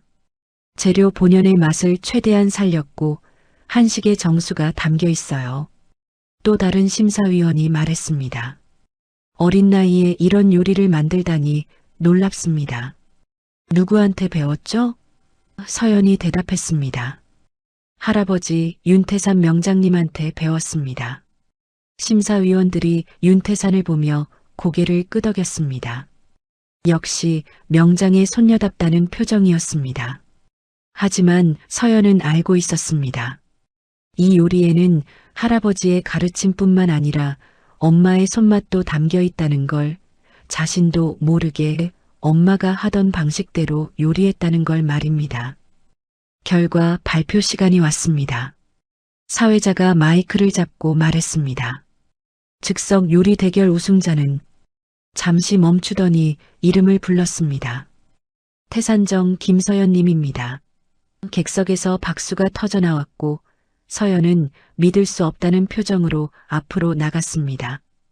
트로피를 받는 순간 서연의 눈에 눈물이 맺혔습니다. 평생 아무것도 아니라고 생각했던 자신이 고아 출신이라고 무시당했던 자신이 지금 이렇게 상을 받고 있다는 게 꿈만 같았습니다. 윤태산이 객석에서 환하게 웃고 있었고 이정우도 박수를 치고 있었습니다. 시상식이 끝나고 서연이 붓으로 돌아오자 윤태산이 손녀를 꼭 안아줬습니다. 잘했어. 정말 잘했어. 서연은 할아버지 품에서 눈물을 흘렸습니다. 기쁨의 눈물이었고 감격의 눈물이었습니다. 윤태산이 속삭였습니다. 은희가 봤으면 정말 자랑스러워했을 거야. 하지만 모든 사람이 서연의 우승을 기뻐한 건 아니었습니다. 멀리서 강주희가 서연을 바라보고 있었고 그녀의 얼굴은 질투와 분노로 일그러져 있었습니다. 자신은 프랑스에서 유학까지 했는데 상도 못 받았고 고작 몇 달 배운 서연이 우승했다는 게 받아들여지지 않았습니다. 페스티벌이 끝나고 돌아오는 차 안에서 윤태산이 말했습니다. 오늘 내 요리를 보면서 확신했어. 넌 정말 훌륭한 요리사가 될 거야. 서연이 물었습니다. 정말 그럴 수 있을까요? 윤태산이 손녀의 손을 잡으며 대답했습니다. 물론이지. 넌 이미 증명했잖아. 그날 밤 서연은 트로피를 엄마 사진 앞에 놓았습니다. 엄마 봤어요? 제가 상 받았어요. 사진 속 엄마는 여전히 환하게 웃고 있었고 서연은 엄마가 자랑스러워하고 있을 것 같았습니다. 서연은 다짐했습니다. 더 열심히 배워서 최고의 요리사가 되겠다고 태산정을 세계 최고의 한정식당으로 만들겠다고 말입니다. 하지만 서연은 몰랐습니다. 이 우승이 새로운 시련의 시작이 될 거라는 걸, 질투와 시기가 자신을 향해 다가오고 있다는 걸 말입니다. 강주희는 이미 계획을 세우고 있었고 서연을 끌어내릴 방법을 찾고 있었습니다. 다음 날 아침 태산정에 출근한 서연은 이상한 분위기를 감지했습니다. 요리사들이 수군거리고 있었고 서연을 보는 눈빛이 어제와 달랐습니다. 서연이 주방에 들어서자 한 요리사가 조심스럽게 말했습니다. 서연 씨, 인터넷 기사 봤어요? 서연이 고개를 가로저었고 요리사가 핸드폰을 보여줬습니다. 기사 제목은 충격적이었습니다. 윤태산 명장 손녀 실력보다 백으로 우승? 기사 내용은 더 악랄했습니다. 서연이 요리 경력이 거의 없는데도 심사위원들에게 압력을 넣어 우승했다는 의혹을 제기했고 익명의 제보자가 서연의 실력을 의심한다는 내용이었습니다. 서연은 손이 떨렸습니다. 누가 이런 기사를 냈을까요? 서연은 직감적으로 알았습니다. 강주희였습니다. 어제 그녀의 표정을 봤을 때 느낌이 좋지 않았고 역시나 이런 식으로 복수하려는 거였습니다. 서연은 핸드폰을 내려놓고 깊게 숨을 들이쉬었습니다. 이제 진짜 싸움이 시작되는 거였습니다. 윤태산이 주방으로 들어왔고 서연을 보더니 조용히 말했습니다. 신경 쓰지 마. 실력으로 증명하면 돼. 서연은 고개를 끄덕였습니다. 맞습니다. 말로 변명하는 것보다 실력으로 보여주는 게 더 확실했습니다. 서연은 앞치마를 두르고 자리로 갔습니다. 오늘도 배울 게 많았고 해야 할 일이 많았습니다. 악성 기사는 순식간에 퍼져나갔습니다.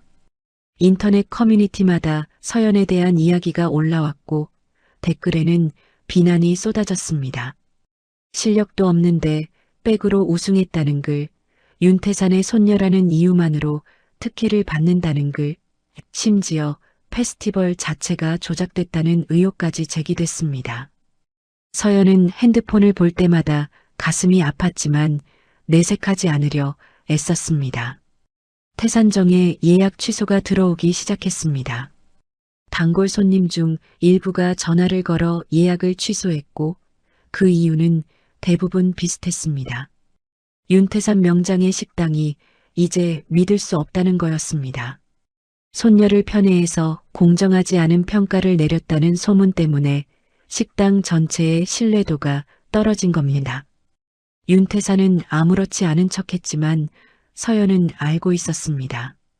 할아버지가 얼마나 속상해하는지, 평생 쌓아온 명성에 금이 가는 게 얼마나 고통스러운지 말입니다. 서연은 할아버지를 찾아가 말했습니다. 할아버지, 제가 잠시 물러나 있을게요. 그럼 소문이 잠잠해질 거예요. 하지만 윤태산은 단호하게 고개를 저었습니다. 도망치면 안 돼. 그건 거짓을 인정하는 거야.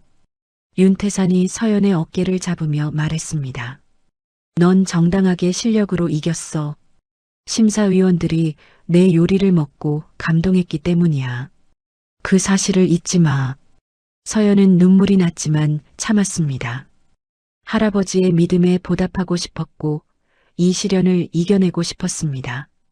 며칠 후 더 큰 문제가 터졌습니다. 유명 요리 블로거가 태산정을 방문해 리뷰를 올렸는데 그 내용이 충격적이었습니다.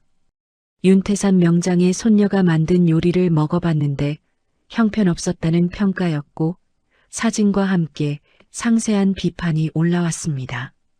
간이 맞지 않고 플레이팅이 조잡하며 전문성이 전혀 느껴지지 않는다는 혹평이었습니다. 서연은 그 리뷰를 보고 황당했습니다.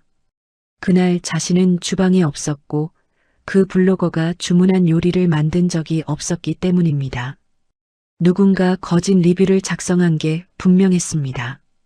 서연은 윤태산에게 달려가 말했습니다. 할아버지, 이건 거짓말이에요. 저는 그날 주방에 없었어요. 윤태산도 그 사실을 알고 있었습니다. 그날 서연은 시장에서 재료를 배우러 나가 있었고 주방에는 다른 요리사들만 있었습니다. 하지만 리뷰는 이미 수만 명이 받고 공유되고 있었습니다. 윤태산이 법적 대응을 준비하려 했지만 변호사는 난색을 표했습니다. 증명하기가 쉽지 않습니다. 블로거가 그날 방문했다는 증거도 있고 CCTV도 한계가 있습니다. 서연은 절망했습니다. 거짓이 진실을 덮어버리고 있었고 아무리 해명해도 사람들은 믿지 않았습니다. 인터넷은 이미 서연을 실력 없는 금수저로 낙인 찍었고 태산정은 편파적인 식당이라는 이미지가 고착화되고 있었습니다. 이정우가 조용히 서연에게 다가왔습니다. 견딜 수 있겠어요? 서연이 고개를 끄덕였습니다. 견뎌야죠. 포기할 수 없어요. 이정우가 잠시 망설이다가 말했습니다. 제가 도와드릴 수 있는 게 있어요.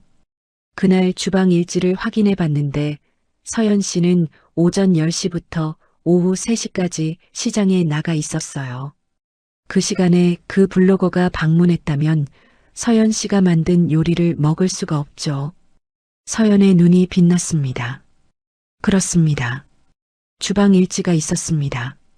태산정은 모든 요리사의 출퇴근과 업무를 기록했고 그날 서연이 시장에 나가 있었다는 게 명확히 적혀 있었습니다. 윤태산이 그 일지를 블로거 운영사에 제출했고 법적 대응을 경고했습니다. 며칠 후 블로거가 사과문을 올렸습니다. 사실 그날 태산정을 방문하지 않았고 누군가에게 돈을 받고 거짓 리뷰를 작성했다는 고백이었습니다. 그 누군가가 누구인지는 밝히지 않았지만 서연은 알고 있었습니다. 강주희였습니다. 그녀가 블로거에게 돈을 주고 거짓 리뷰를 작성하게 했을 겁니다. 사과문이 올라오자 여론이 반전되기 시작했습니다. 서연을 비난하던 사람들이 이제는 서연을 옹호했고 거짓 리뷰를 작성한 블로거와 배우를 비난했습니다. 하지만 상처는 이미 깊었고 서연은 마음의 평화를 찾기 어려웠습니다. 며칠 밤을 제대로 자지 못했고 음식을 먹어도 맛이 없었습니다. 윤태산이 손녀의 상태를 걱정했습니다. 서연아, 좀 쉬는 게 어때? 하지만 서연은 고개를 저었습니다. 아니요. 쉬면 진 것 같아요. 저는 계속 요리할 거예요. 서연은 주방으로 돌아가 칼을 잡았습니다. 재료를 손질하고 불을 조절하고 요리를 만들었습니다. 그것만이 서연이 자신을 증명할 수 있는 방법이었습니다. 한 달이 지나자 상황은 점차 안정됐습니다. 취소됐던 예약이 다시 들어오기 시작했고 새로운 손님들도 찾아왔습니다. 특히 서연의 요리를 먹어보고 싶다는 손님들이 늘어났고 서연이 직접 만든 요리는 모두 좋은 평가를 받았습니다. 실력으로 증명하고 있었던 겁니다. 어느 날 저녁 특별한 손님이 태산정을 찾았습니다. 페스티벌에서 심사위원을 맡았던 유명 요리평론가 박진수였습니다. 그는 서연을 직접 만나고 싶다고 했고 서연은 긴장한 채로 그를 만났습니다. 박진수가 말했습니다. 최근 소식 들었습니다. 많이 힘들었죠? 서연이 정직하게 대답했습니다. 네, 힘들었습니다. 박진수가 고개를 끄덕이며 말했습니다. 하지만 잘 이겨냈군요. 사실 저도 그 거짓 리뷰를 보고 의심했습니다. 혹시 내가 잘못 평가한 건 아닐까 하고요. 서연의 가슴이 철렁 내려앉았습니다.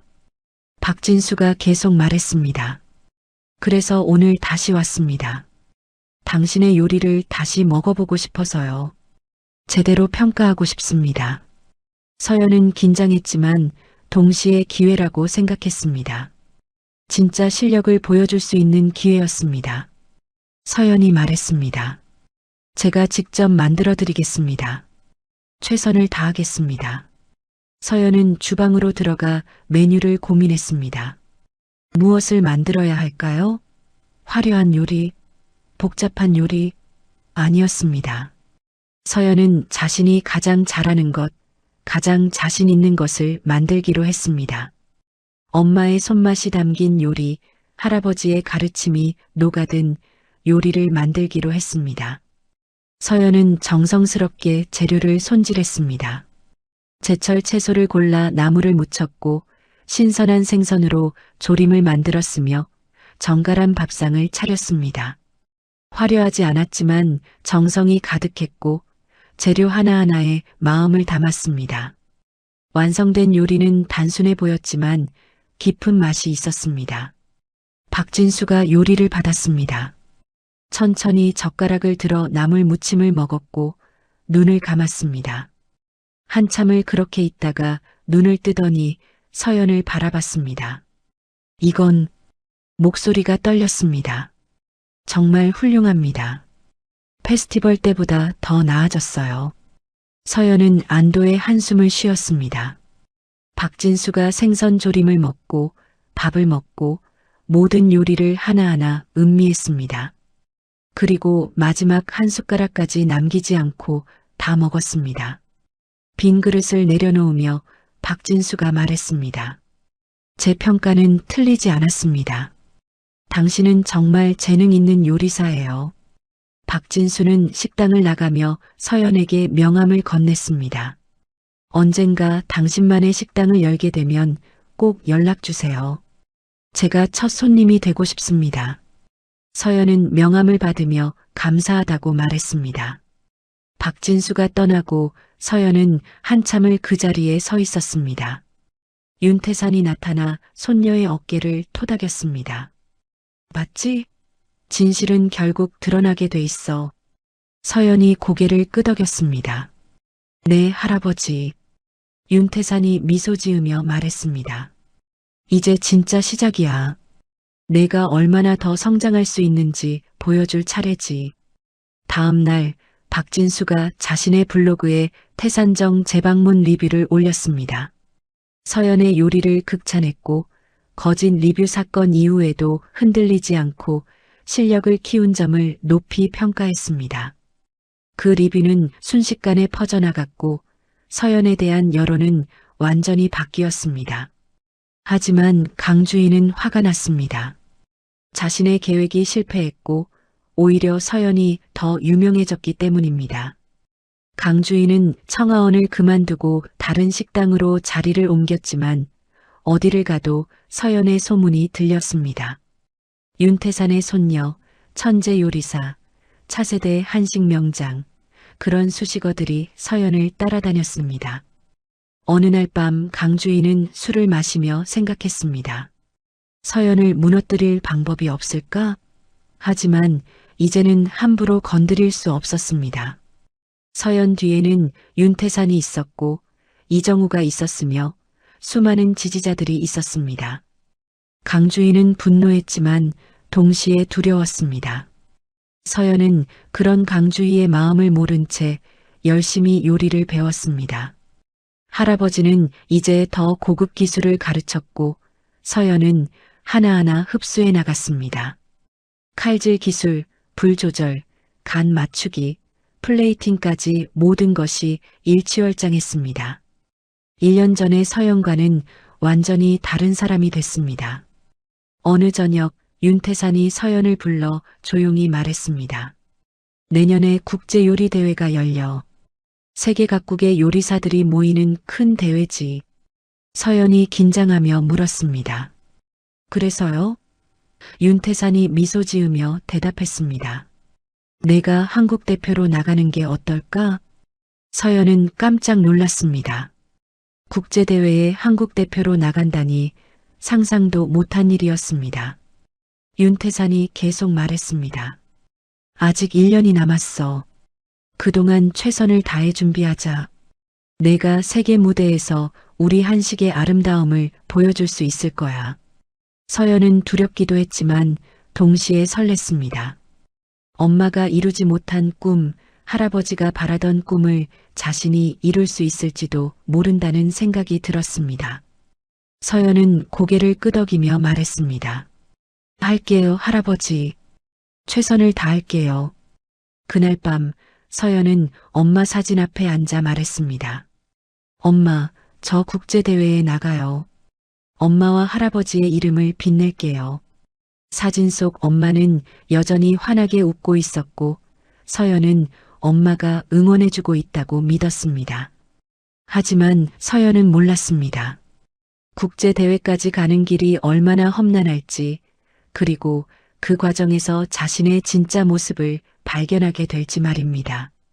새로운 도전이 기다리고 있었고 서연의 인생은 또다시 큰 전환점을 맞이하려 하고 있었습니다. 국제요리대회 준비가 시작됐습니다. 윤태산은 서연을 위해 특별훈련 프로그램을 짰고 이정우도 적극적으로 도왔습니다. 새벽 4시에 일어나 시장에서 최상급 재료를 고르는 법을 배웠고 오전에는 세계 각국의 요리 트렌드를 공부했으며 오후에는 실전 요리에 몰두했습니다. 하루하루가 전쟁 같았지만 서연은 포기하지 않았습니다. 석 달이 지났을 때 윤태산이 서연을 따로 불렀습니다. 오늘은 특별한 손님이 오신다. 너한테 꼭 소개해주고 싶은 분이야. 서연이 궁금해하며 물었습니다. 누구세요? 윤태산이 의미심장하게 웃으며 대답했습니다. 너한테 중요한 사람이야. 곧 알게 될 거야. 저녁 6시 한 남자가 태산정에 들어왔습니다. 50대 초반으로 보이는 남자였고 정장 차림에 단정한 인상이었습니다. 윤태산이 그를 맞이하며 악수했고 두 사람은 오랜만에 만난 듯 반가워했습니다. 서연은 멀리서 그 모습을 지켜봤고 할아버지가 손짓해 다가갔습니다. 윤태산이 소개했습니다. 서연아, 이분은 이승우 변호사님이시다. 30년 넘게 우리 가족 일을 맡아주신 분이지. 이승우가 서연을 보더니 깜짝 놀란 표정을 지었습니다. 정말 은희 씨를 닮으셨네요. 서연이 인사했고 이승우는 감격한 듯 서연의 손을 잡았습니다. 드디어 만나게 되었군요. 회장님께서 33년 동안 찾으신 손녀분을. 세 사람은 프라이빗 룸으로 이동했습니다. 식사가 준비됐고 이승우는 서연이 만든 요리를 감탄하며 먹었습니다. 은희 씨의 손맛이 느껴지는군요. 정말 놀랍습니다. 윤태산이 자랑스럽게 말했습니다.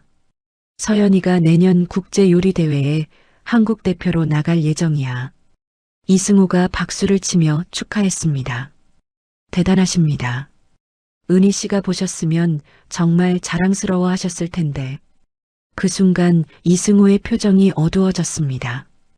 윤태산도 침묵했고 무거운 분위기가 흘렀습니다. 서연은 뭔가 이상한 기류를 느꼈지만 묻지 않았습니다. 식사가 끝나고 이승우가 가방에서 서류 봉투를 꺼냈습니다. 회장님, 그 건에 대해 말씀드릴 게 있습니다. 윤태산이 서연을 보더니 망설였습니다. 서연이 앞에서 해도 될까? 이승우가 고개를 끄덕였습니다. 오히려 서연 씨가 들어야 할 내용입니다. 이승우가 서류를 테이블 위에 놓으며 말했습니다. 1991년 화재 사건에 대한 새로운 증거를 찾았습니다. 서연의 심장이 뛰기 시작했습니다. 할아버지가 말했던 그 화재, 엄마가 다치고 자신이 실종된 그 사건 말입니다. 이승우가 계속 말했습니다. 당시 경찰 조사 기록을 재검토했는데 방화 가능성이 높습니다.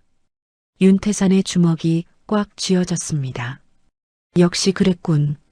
이승우가 서류를 펼치며 설명했습니다. 당시 목격자 진술에 따르면 화재 발생 30분 전에 수상한 남자 2명이 식당 근처에서 배회했다고 합니다.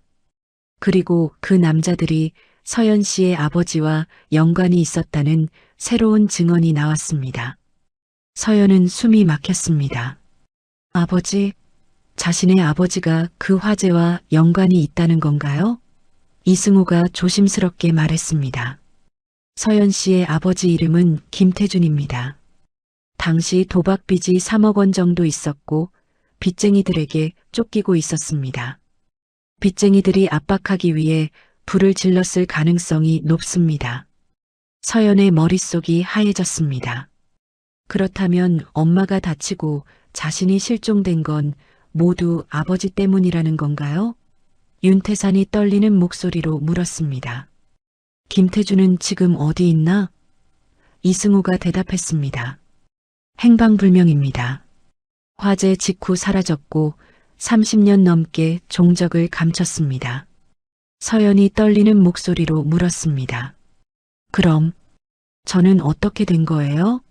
화재 현장에서 어떻게 사라진 거죠? 이승우가 서류를 넘기며 말했습니다. 이 부분이 미스터리입니다. 당시 소방관들이 2층을 수색했지만 서연 씨의 시신은 발견되지 않았습니다. 완전히 탔을 거라고 추정했지만 지금 생각해보면 누군가 데리고 나갔을 가능성도 있습니다. 윤태산이 물었습니다. 누가? 이승우가 조심스럽게 대답했습니다. 김태준일 가능성이 있습니다. 빚쟁이들을 피해 도망치면서 딸을 데리고 갔을 수도 있습니다. 그리고 어딘가에 버렸거나 말을 잇지 못했습니다. 서연은 눈물이 났습니다. 자신을 버린 아버지, 엄마를 위험에 빠뜨린 아버지, 할아버지에게 평생의 아픔을 준 아버지의 존재가 너무 무거웠습니다. 윤태산이 손녀를 안으며 말했습니다. 미안하다, 서연아. 이런 이야기를 들려줘서. 하지만 서연은 알아야 했습니다. 자신의 과거를, 자신이 어디서 왔는지를 말입니다. 서연이 눈물을 닦으며 물었습니다. 그럼 저는 어떻게 고아원에 갔나요? 이승우가 대답했습니다. 화재 다음 날 서울역 근처에서 발견됐다고 합니다. 3살 정도 된 여자아이가 혼자 울고 있었고 경찰이 보호해서 고아원으로 보냈습니다. 서연은 서울역을 떠올렸습니다. 자신의 가장 어린 기억이 그곳이었습니다. 많은 사람들, 시끄러운 소리, 그리고 무서움, 그게 서연이 기억하는 전부였습니다. 이승우가 계속 말했습니다. 김태준이 서연 씨를 서울역에 버리고 도망쳤을 가능성이 높습니다. 당시 전국에 수배령이 내려졌지만 잡히지 않았습니다. 윤태산이 분노로 떨었습니다. 그 사람이 내 딸을 불행하게 만들고 손녀까지 버렸단 말인가. 이승우가 조용히 말했습니다. 하지만 김태준을 찾을 단서가 생겼습니다. 최근 부산에서 비슷한 이름의 사람이 목격됐다는 제보가 있었습니다. 서연이 놀라 물었습니다. 아직 살아있다는 건가요? 이승우가 고개를 끄덕였습니다.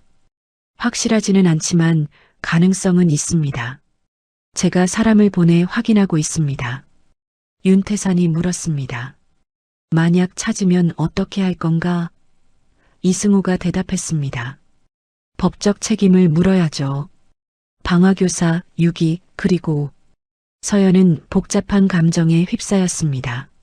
만난 적도 없는 아버지, 자신을 버린 아버지를 찾는다는 게 무슨 의미일까요? 복수하고 싶은 마음도 있었지만 동시에 두려웠습니다. 만약 아버지를 만나게 되면 뭐라고 말해야 할까요? 윤태산이 서연의 손을 잡으며 말했습니다. 서연아, 내 생각은 어떠니? 김태준을 찾아야 할까? 서연은 한참을 고민했습니다. 과거를 파헤치는 게 맞을까요? 아니면 그냥 묻어두는 게 나을까요? 하지만 서연은 알아야 한다고 생각했습니다. 진실을 알아야 앞으로 나아갈 수 있을 것 같았습니다. 서연이 고개를 끄덕이며 말했습니다. 찾아주세요. 저도 아버지를 만나보고 싶어요. 윤태산이 놀라 물었습니다. 정말 괜찮겠니? 서연이 대답했습니다. 네. 왜 그랬는지, 어떻게 살았는지 듣고 싶어요. 그래야 제 과거를 정리할 수 있을 것 같아요. 이승우가 고개를 끄덕였습니다. 알겠습니다. 최대한 빨리 확인하겠습니다. 그날 밤 서연은 잠을 이룰 수 없었습니다. 아버지라는 존재가 계속 머릿속을 맴돌았고 만약 만나게 된다면 어떤 얼굴로 마주해야 할지 고민됐습니다. 한 달 후 이승호에게서 연락이 왔습니다. 찾았습니다. 부산에서 김태준을 찾았습니다. 서연의 심장이 쿵 내려앉았습니다. 정말로 아버지를 찾은 겁니다. 이승우가 계속 말했습니다. 하지만 상태가 좋지 않습니다. 노숙자 생활을 하고 있고 건강도 많이 안 좋습니다. 윤태산이 물었습니다. 서연이를 만나게 해줄까? 이승우가 대답했습니다. 본인이 원한다면요. 하지만 준비가 필요할 것 같습니다. 충격이 클 수 있으니까요. 서연은 깊게 숨을 들이쉬었습니다. 준비가 된 것 같지는 않았지만 만나야 한다고 생각했습니다. 일주일 후 서연과 윤태산은 부산으로 향했습니다. 이승우가 알려준 주소는 부산역 근처 쪽방촌이었고 냄새와 소음이 가득한 곳이었습니다. 좁은 골목을 지나 낡은 건물 2층에 도착했고 이승우가 문을 두드렸습니다. 문이 열렸습니다. 마른 노숙자 같은 남자가 나타났고 서연은 그가 자신의 아버지라는 게 믿기지 않았습니다. 김태준은 50대 후반이었지만 70대처럼 늙어 보였고 수척한 얼굴에 눈빛은 흐릿했습니다. 김태준이 윤태산을 보더니 얼어붙었습니다. 장인어른.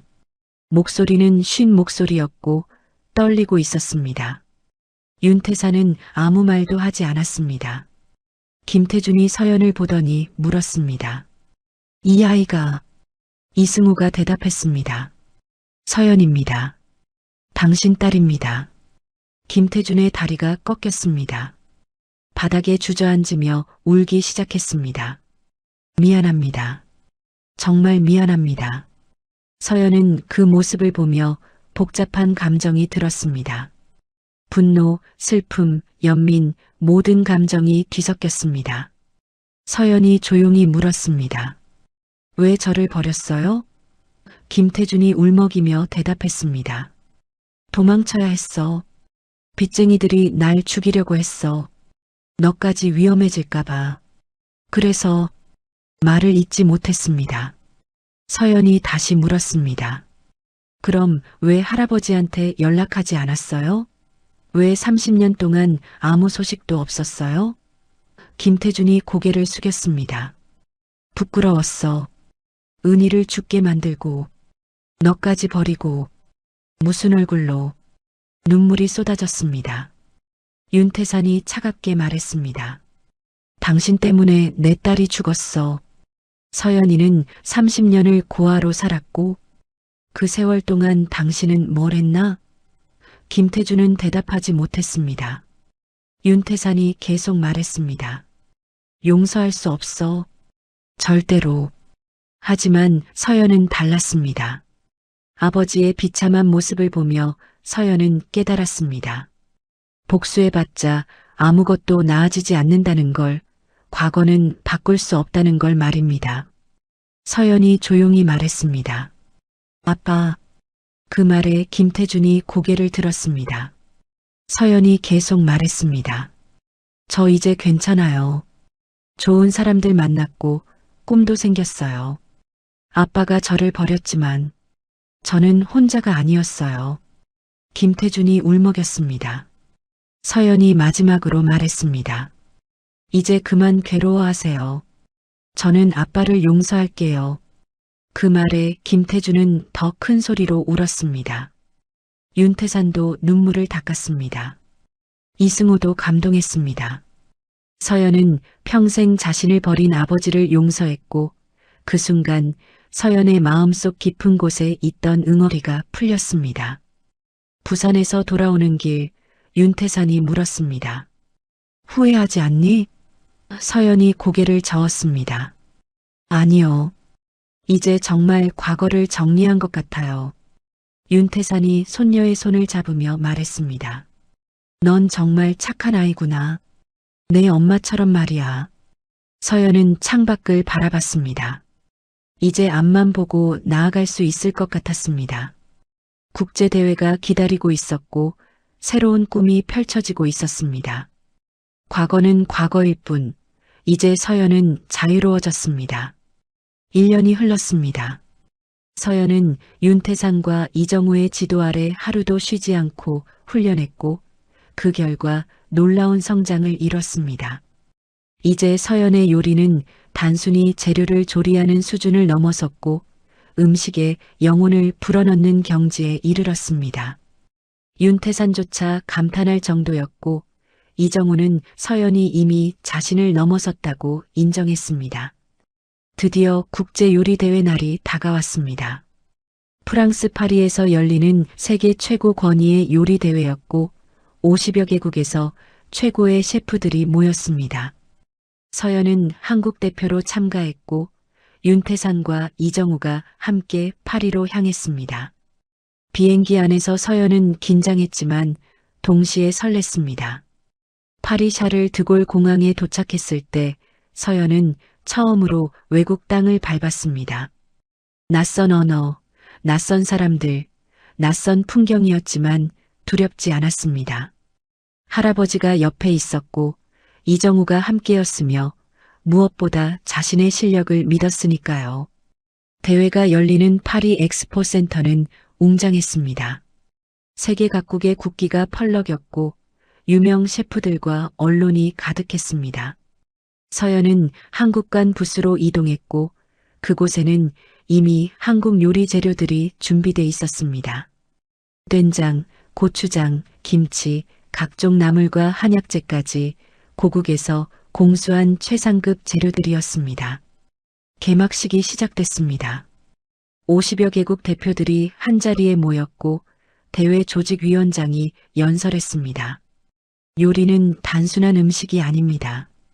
각국의 문화이자 역사이며 사람과 사람을 이어주는 다리입니다. 여러분 모두 자국의 자부심을 가지고 최선을 다해 주시기 바랍니다. 박수가 터져나왔고 서연의 가슴도 뛰었습니다. 첫 번째 라운드는 전통 요리 부문이었습니다. 각국 대표가 자국의 전통 음식을 선보이는 시간이었고 서연은 궁중 한정식을 준비했습니다. 할아버지가 평생 연구한 레시피였고 엄마의 손맛이 담긴 요리였습니다.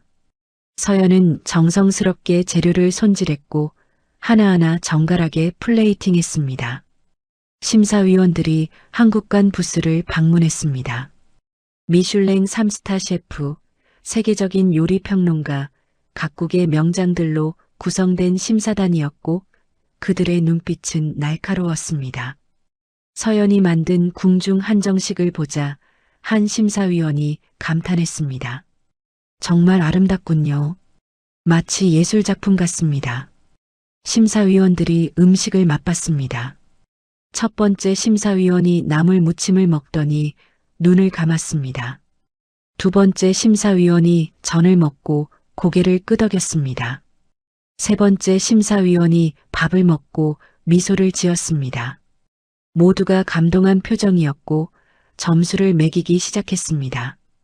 결과가 발표됐습니다. 서연은 첫 번째 라운드에서 98점이라는 높은 점수를 받았고 전체 3위에 올랐습니다. 윤태산이 박수를 쳤고 이정우도 환하게 웃었습니다. 하지만 서연은 긴장을 늦추지 않았습니다. 아직 두 번의 라운드가 남아 있었으니까요. 두 번째 라운드는 퓨전 요리 부문이었습니다. 전통과 현대를 결합한 창의적인 요리를 선보이는 시간이었고 서연은 고민했습니다. 어떤 요리를 만들어야 할까요? 윤태산이 조언했습니다. 내 마음이 가는 대로 해봐. 정답은 없어. 서연은 결심했습니다. 한식의 정수를 현대적으로 재해석하기로 했습니다. 비빔밥을 베이스로 하되 프랑스 플레이팅 기법을 적용했고 전통 된장 소스에 트러플 오일을 더했으며 한우를 숙성시켜 부드럽게 구웠습니다. 동양과 서양의 만남이었고 전통과 현대의 조화였습니다. 요리가 완성됐습니다. 접시 위에는 색색의 나물이 예술적으로 배치됐고 그 위에 완벽하게 구운 한우가 올라갔습니다. 반숙 계란을 얹고 된장 트러플 소스를 뿌렸습니다.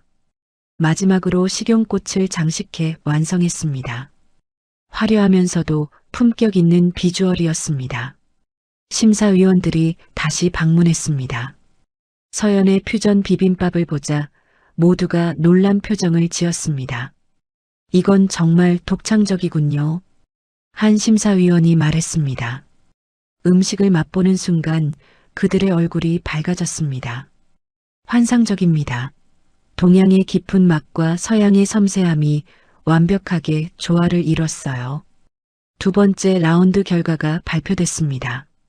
서연은 99점을 받았고 전체 1위로 올라섰습니다. 객석에서 한국 응원단이 환호했고 태극기가 흔들렸습니다. 서연은 믿을 수 없었습니다. 자신이 세계대회에서 1위라니 꿈만 같았습니다. 마지막 세 번째 라운드는 즉석 요리 부문이었습니다. 주어진 재료로 30분 안에 요리를 완성하는 가장 어려운 라운드였고 심사위원들이 직접 재료를 선정했습니다. 오늘의 재료는 닭고기, 감자, 그리고 허브입니다. 시작하세요. 서연은 재료를 살펴봤습니다. 닭고기, 감자, 허브라는 평범한 재료였지만 서연은 당황하지 않았습니다. 머릿속으로 빠르게 메뉴를 구상했고 손이 움직이기 시작했습니다. 닭고기는 깨끗하게 손질해 삼계탕 스타일로 조리했고 감자는 얇게 썰어 바삭하게 튀겼으며 허브는 신선한 샐러드로 만들었습니다. 시간이 촉박했습니다. 28분째 서연은 마지막 플레이팅을 하고 있었습니다. 주변 셰프들도 필사적으로 요리를 완성하고 있었고 긴장감이 최고조에 달했습니다. 30분이 되는 순간 서연은 완성된 접시를 올렸습니다.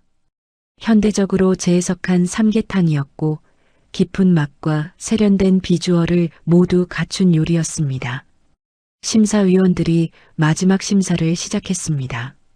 서연의 요리를 맛본 한 심사위원이 눈을 크게 떴습니다. 이건 정말 놀랍습니다. 평범한 재료로 이런 깊이 있는 맛을 낼 수 있다니. 다른 심사위원들도 고개를 끄덕였습니다. 기술보다 중요한 건 정성이라는 걸 보여주는 요리입니다. 최종 결과 발표 시간이 왔습니다. 대회장은 숨죽인 듯 조용했고 모든 참가자들이 긴장한 채로 기다렸습니다. 사회자가 마이크를 잡고 말했습니다. 3위는 이탈리아 대표 마르코 로시 셰프입니다. 박수가 터졌습니다. 2위는 일본 대표 사토 유키 셰프입니다. 다시 박수가 터졌습니다. 사회자가 잠시 멈췄습니다. 긴장감이 최고조에 달했습니다. 그리고 이번 국제요리대회 우승자는 서연의 심장이 터질 듯 뛰었습니다. 대한민국 대표 김서연 셰프입니다. 그 순간 대회장이 폭발했습니다. 서연은 믿을 수 없었습니다. 자신의 이름이 불렸다는 게, 자신이 우승했다는 게 현실처럼 느껴지지 않았습니다. 윤태산이 달려와 손녀를 꼭 안았고 이정우도 눈물을 흘렸습니다. 한국 응원단은 태극기를 흔들며 환호했고 애국가가 울려 퍼졌습니다. 시상대에 오른 서연은 트로피를 받았습니다. 무거운 크리스털 트로피였고 그 무게만큼이나 의미가 깊었습니다. 서연은 객석의 할아버지를 바라봤고 할아버지는 눈물을 흘리며 박수를 쳤습니다. 서연의 눈에도 눈물이 맺혔습니다. 수상 소감을 말해야 했습니다. 서연은 마이크를 잡고 떨리는 목소리로 말했습니다. 먼저 저를 여기까지 이끌어주신 할아버지 윤태산 명장님께 감사드립니다. 그리고 하늘에서 저를 지켜보고 계실 엄마께도 이 상을 바칩니다. 눈물이 흘러내렸습니다. 서연이 계속 말했습니다. 저는 평생 고아로 살았습니다. 아무것도 할 줄 모르는 사람이라고 생각했습니다. 하지만 가족을 만나고 요리를 배우면서 꿈이 생겼습니다.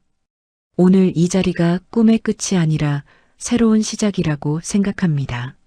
앞으로도 한식의 아름다움을 세계에 알리기 위해 최선을 다하겠습니다. 감사합니다. 우레와 같은 박수가 쏟아졌습니다. 세계 각국의 셰프들이 서연을 축하했고 언론은 카메라를 들이댔습니다. 서연은 그 순간을 평생 잊지 못할 것 같았습니다. 대회가 끝나고 호텔로 돌아온 밤 서연은 창밖을 바라봤습니다. 파리의 야경이 아름다웠고 에펠탑이 빛나고 있었습니다. 윤태산이 방으로 들어와 손녀 옆에 앉았습니다. 기분이 어떠니? 서연이 미소 지으며 대답했습니다. 꿈만 같아요, 할아버지. 윤태산이 서연의 손을 잡으며 말했습니다. 은희가 봤으면 정말 자랑스러워했을 거야. 내가 엄마의 꿈을 이뤄줬어. 서연의 눈에 또다시 눈물이 맺혔습니다. 할아버지, 저 이제 태산정을 물려받을 준비가 된 것 같아요.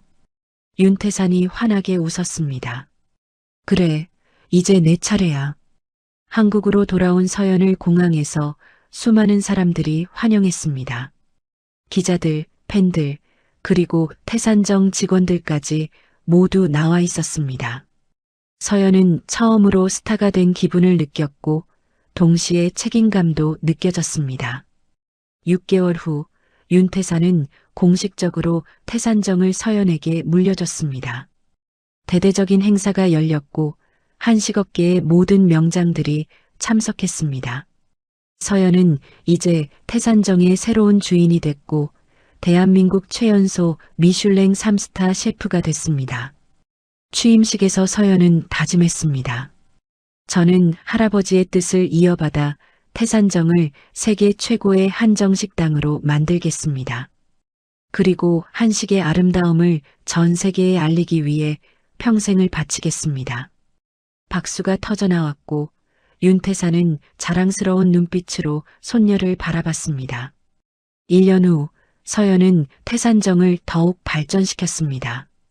예약은 3개월 전부터 마감됐고 전 세계에서 손님들이 찾아왔습니다. 서연의 요리는 단순히 맛있는 음식을 넘어 감동을 주는 예술이 됐고 사람들은 서연의 요리를 먹으며 한국의 정서를 느꼈습니다. 어느 저녁 서연은 엄마의 사진 앞에 앉았습니다. 사진 옆에는 국제요리대회 트로피와 미슐랭 3스타 플레이트가 놓여 있었습니다. 서연이 조용히 말했습니다. 엄마 봤어요? 제가 엄마의 꿈을 이뤘어요. 이제 저는 혼자가 아니에요. 가족이 있고 꿈이 있고 사랑하는 사람들이 있어요. 사진 속 엄마는 여전히 환하게 웃고 있었고 서연은 엄마가 자랑스러워하고 있을 거라고 믿었습니다. 서연은 창밖을 바라봤습니다. 서울의 야경이 아름다웠고 태산정의 간판이 빛나고 있었습니다. 불과 2년 전만 해도 고시원에서 쫓겨날 위기였고 설거지하며 무시당하던 여자였습니다. 하지만 지금은 달랐습니다. 대한민국 최고의 셰프가 됐고 세계가 인정하는 요리사가 됐으며 무엇보다 사랑하는 가족을 찾았습니다. 윤태산이 주방에서 나와 서연에게 다가왔습니다. 오늘 손님들 반응이 정말 좋았어. 특히 내가 만든 궁중 한정식이 최고였다더라. 서연이 미소 지으며 대답했습니다. 할아버지가 가르쳐 주신 덕분이에요. 윤태산이 손녀의 머리를 쓰다듬으며 말했습니다. 아니야. 내 안에 있던 재능이 꽃핀 거지. 두 사람은 함께 주방으로 들어갔습니다. 내일도 손님들이 올 거였고 만들어야 할 요리가 많았습니다. 하지만 서연은 행복했습니다. 자신이 사랑하는 일을 하고 있었고 사랑하는 사람들과 함께 있었으니까요. 그날 밤 서연은 일기를 썼습니다. 오늘도 좋은 하루였다. 손님들이 행복해하는 모습을 보니 내가 왜 요리를 하는지 다시 한번 깨달았다. 엄마, 할아버지, 그리고 나를 응원해주는 모든 분들께 감사하다. 내일도 최선을 다하리라. 일기장을 덮고 서연은 침대에 누웠습니다. 피곤했지만 마음은 평화로웠고 내일이 기대됐습니다. 창밖으로 달빛이 들어왔고 서연은 그 빛 속에서 엄마의 미소를 보는 것 같았습니다. 어쩌면 우리는 모두 누군가 찾고 있는 사람인지도 모릅니다. 그리고 언젠가는 찾아지는 날이 올 것입니다. 서연처럼 말입니다. 33년 만에 가족을 찾았고 꿈을 찾았으며 자신을 찾았던 것처럼요. 서연의 이야기는 여기서 끝이 아닙니다. 이제 시작일 뿐입니다. 앞으로 펼쳐질 새로운 이야기들, 새로운 도전들, 새로운 꿈들이 기다리고 있습니다. 하지만 서연은 더 이상 두렵지 않습니다. 혼자가 아니니까요. 서울의 밤은 깊어갔고 태산정의 불은 꺼졌습니다. 하지만 서연의 꿈은 여전히 빛나고 있었습니다. 그 빛은 앞으로도 계속 빛날 것입니다. 영원히.